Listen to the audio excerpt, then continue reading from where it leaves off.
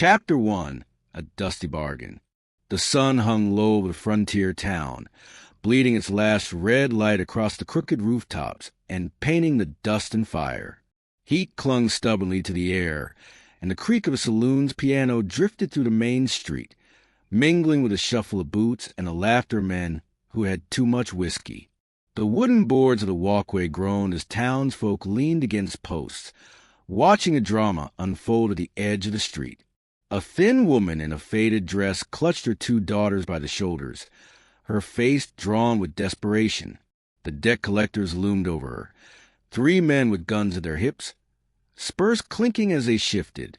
The eldest girl, barely 13, trembled as one of the men reached for her arm. "She'll pay what you owe," the collector sneered, his voice carrying the authority of cruelty. "A girl like her can fetch a good price downriver." The widow's eyes welled, but her voice was little more than a whisper. "Please, she's all I have left." Before the man could answer, the younger daughter, small, with braids coming loose from the day's heat, stepped forward. Her face was streaked with dirt and tears, but her voice rose clear and piercing. "Can you take me instead of her?" she cried, looking not at the collector, but at a man standing further down the street. Every head turned. He was leaning against a hitching post, broad-shouldered, hat pulled low, the long shadow of evening cutting his figure in two. Caleb Stone, the rancher no one dared cross lightly, was a man of silence. His stallion pawed at the ground beside him, restless as if sensing the tension in its master. The little girl's plea hung in the air like a church bell's echo. Caleb didn't move at first. His jaw clenched, the leather of his gloves creaking as he curled his fingers into fists. The debt men laughed, their eyes flicking toward him. "This ain't your concern, Stone," one of them drawled. "Go back to your cattle." The wind carried a tumbleweed across the street, brushing against his boots. Still, Caleb said nothing. He studied the girl, the way she stood with her chin high, though her body shook.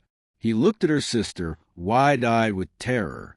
Then he looked at their mother, a woman beaten down by hardship and bad luck, clinging to hope as thin as a thread in her worn dress. Slowly, Caleb pushed himself off the post. His spurs jingled with each measured step as he walked toward them, the silence growing heavier with every breath. He stopped in front of the girls, the brim of his hat shadowing his eyes. "Both," he said at last, his voice deep and rough as gravel. "I'll take both."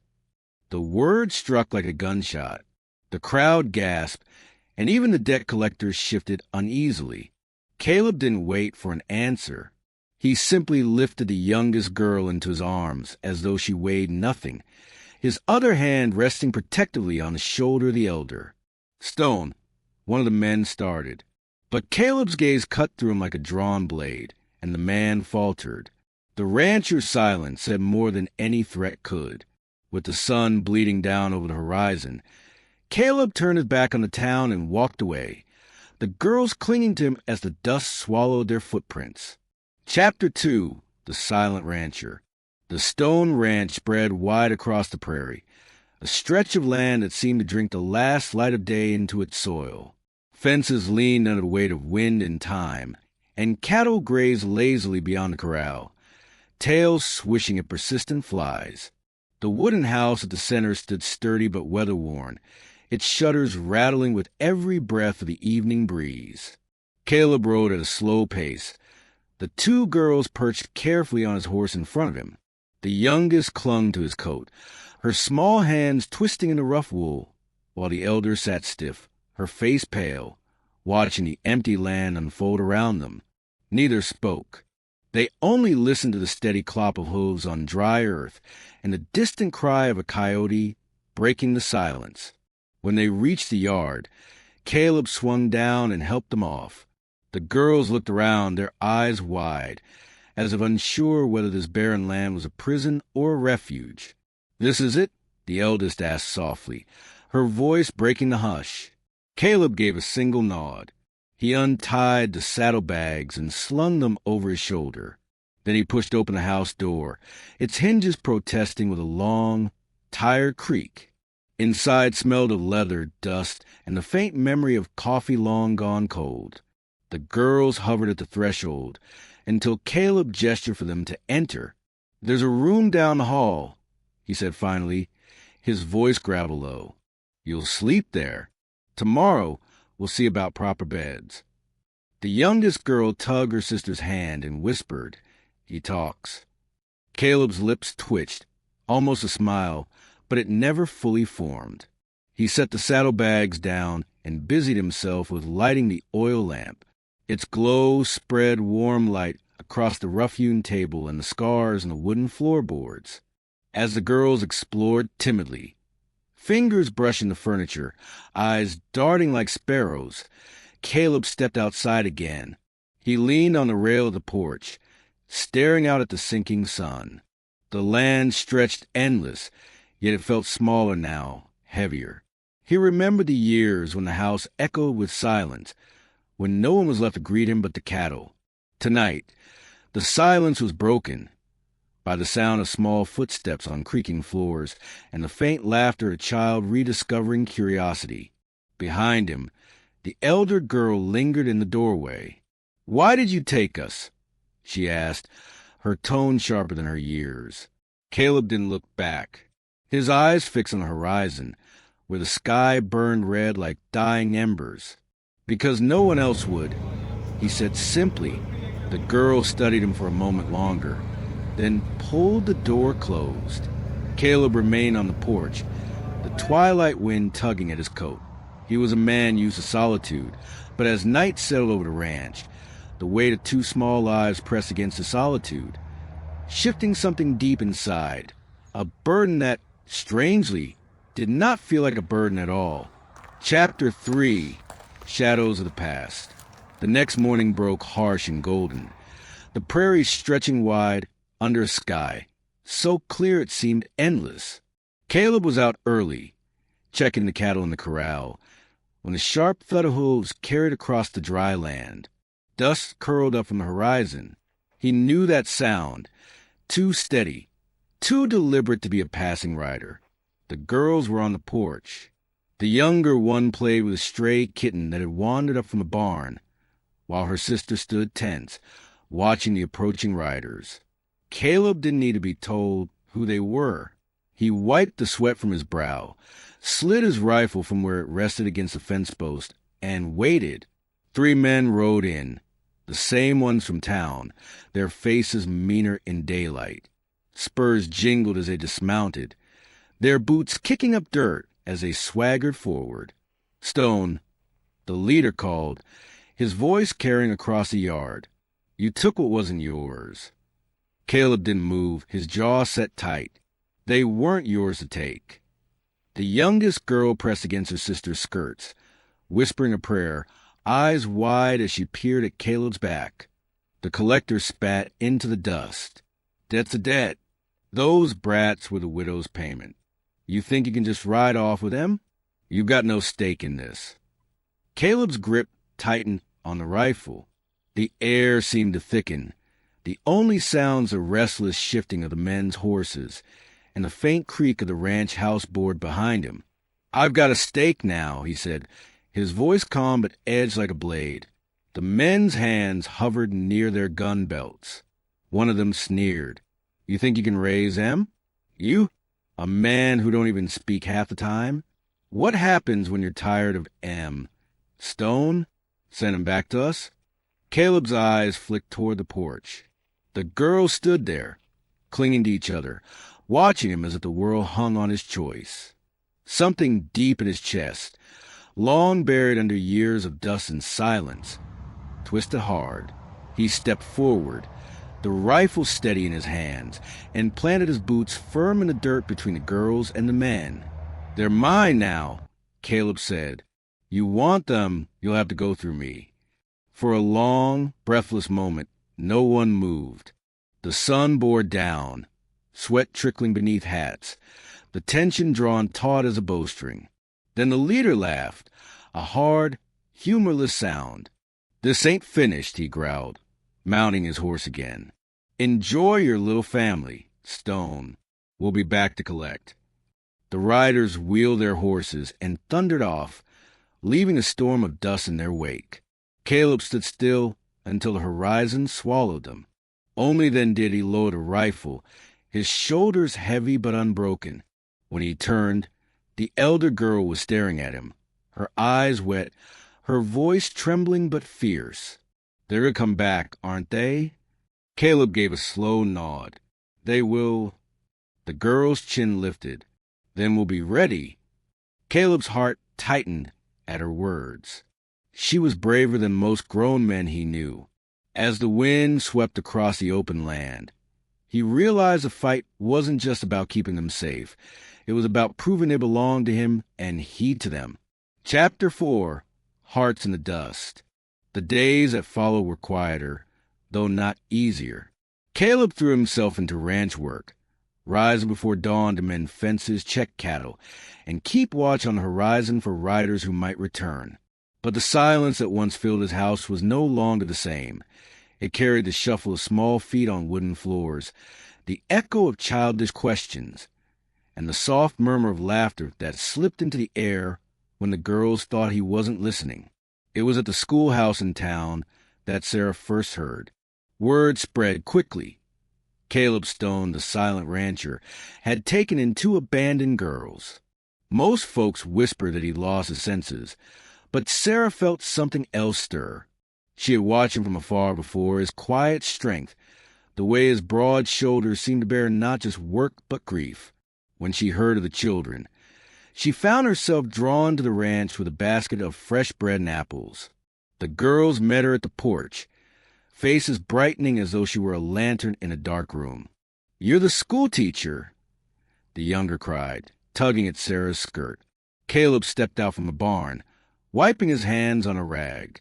His hat cast his face in shadow, but his eyes, gray and steady, met hers with a wary intensity. "Ma'am," he said simply. "Mr. Stone," she replied, offering the basket. "Children need more than a roof. Thought you might allow me to help." For a moment, Caleb said nothing, the weight of his silence pressing down. The girls looked from him to her, hopeful. At last, he gave a small nod. "They could use schooling," he admitted. Sarah smiled, a warmth that seemed to soften even the hard edges of his jaw. She stayed that evening, reading stories to the children by lamplight. Caleb sat nearby, pretending to mend a bridle, but his hand stilled often as her voice filled the house, gentle, melodic, weaving comfort through the air. The girls leaned against her, safe and content, and Caleb found himself watching not just them but her. The way her hair caught the lamplight, the way her eyes shone with patience. Later, when the children had drifted to sleep, Sarah rose to leave. Caleb walked to the porch, the night wide and endless around them. Coyotes yipped in the distance, and the stars burned sharp above the prairie. "You don't have to do this," Caleb said quietly, his voice rough with something he rarely let out. Sarah turned to him, her shawl drawn tight against the cool air. "Maybe I want to," she replied. Their eyes held for a long moment, the silence between them rich, filled with unspoken truths. For the first time in years, Caleb felt the stirrings of something he had long buried. Hope, fragile as a new sprout in dry earth. Chapter 5, Gunfire at Dawn.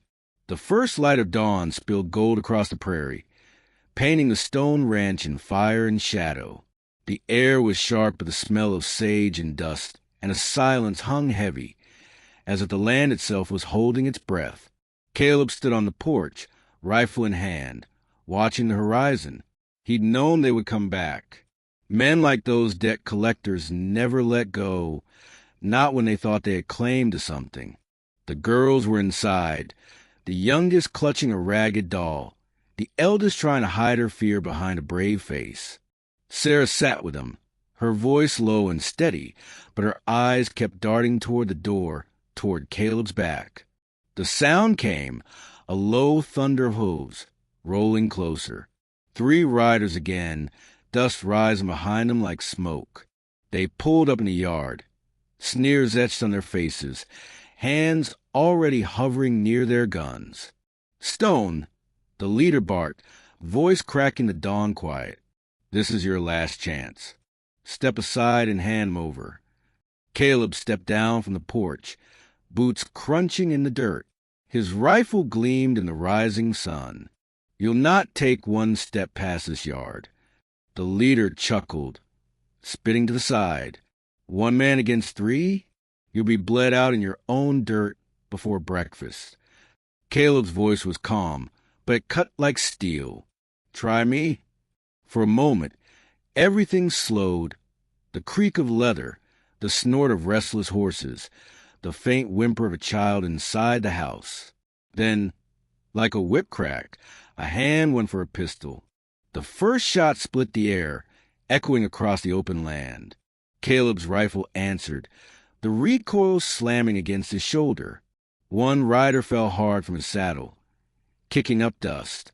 The others wheeled their horses, firing wildly, bullets splintering the porch railing and shattering a water barrel.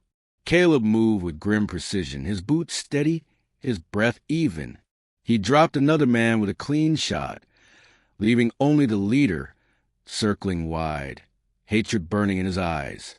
From the doorway, Sarah appeared, clutching a revolver she had found on the wall rack. Her hands shook, but her voice rang out. "Leave this land. Now!" The leader snarled, raising his pistol toward her. Caleb's shot rang first. The man toppled from his horse, hitting the dirt with a thud that silenced the prairie. The echoes faded. Only the cry of a distant crow broke the stillness. Caleb lowered the rifle slowly, chest heaving, sweat streaking his brow. Sarah rushed to him, her hands trembling as she touched his arm. "You could have been killed," she whispered, eyes shining with unshed tears. Caleb looked at her, then at the children huddled behind the door. Safe. His voice was hoarse, but firm. "I'd die before I let anyone take them." Sarah's hand lingered on his arm, her gaze softening. The girls clung to each other, eyes wide but full of trust. And as the sun rose higher, spilling light over the blood-stained dirt, Caleb knew the fight had changed more than the ranch. It had bound them together, in a way no one could break. Chapter 6. A Home Found. The prairie carried the smell of rain, though the sky was still painted in the golden hush of evening. The dust from the morning's gunfight had settled, leaving the ranch strangely quiet, almost reverent, as if the land itself knew a chapter had closed. Caleb stood by the corral, one arm resting on a rail, watching the cattle shift lazily as the sunset bled across the horizon. Behind him, the sound of laughter broke the stillness. The girls were chasing each other in the yard, their dresses fluttering, their joy unburdened for the first time in weeks. Sarah sat on the porch steps, sewing the tear in the younger girl's sleeve, her shawl slipping loose around her shoulders. The sight pulled something deep in Caleb's chest, a warmth he thought the West had long since burned out of him. He walked back toward the house, boots crunching against gravel, the last light catching on his weathered face. The eldest girl looked up at him, smiling shyly. "We're safe now, aren't we?" she asked. Caleb crouched to her height, meeting her gaze steady and true. "As long as I'm breathing," he said, his voice low but certain. She nodded, satisfied, then ran back to her sister, their laughter carrying high into the cooling air. Sarah rose from the steps as he approached. For a moment, they stood in the soft glow of twilight, the ranch sprawling behind them, the girls' laughter drifting like music. She set her sewing aside, her eyes meeting his. "You've given them more than a roof," Sarah said softly. "You've given them a home." Caleb shifted and used a praise, his hand brushing the brim of his hat. Didn't do it alone. His eyes lingered on her, the unspoken weight of his meaning hanging between them. Sarah's breath caught. She had seen the hardness in him, the silence, the scars the world had carved deep.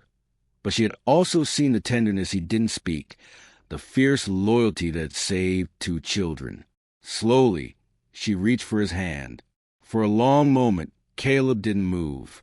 Then his rough, callous fingers closed around hers, steady and sure. The door creaked, and the youngest girl peeked out.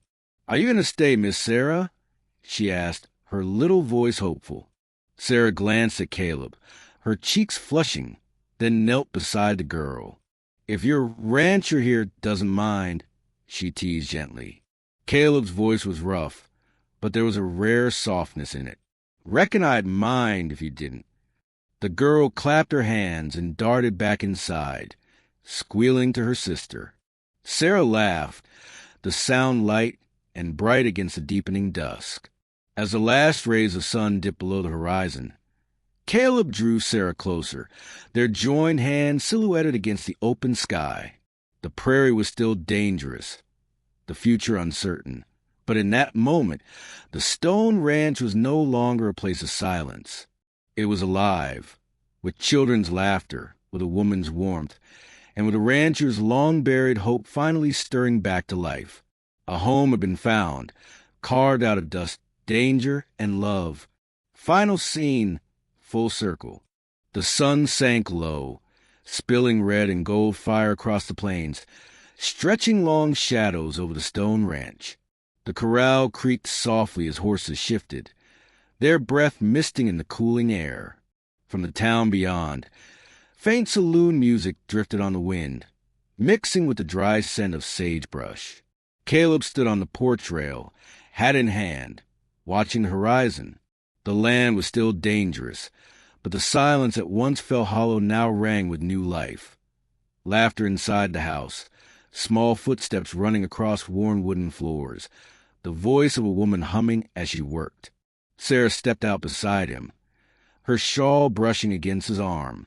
For a long moment, they just stood together, watching the sun fall behind the ridges. "You fought the world for them," she said softly, her eyes catching the glow of dusk. "And for me—" Caleb turned, his face lined by years of dust and battle, but softened now by something deeper. He took her hand, rough against delicate fingers. "I thought I was done with living," he murmured, voice gravel in truth. "But you gave me back a reason."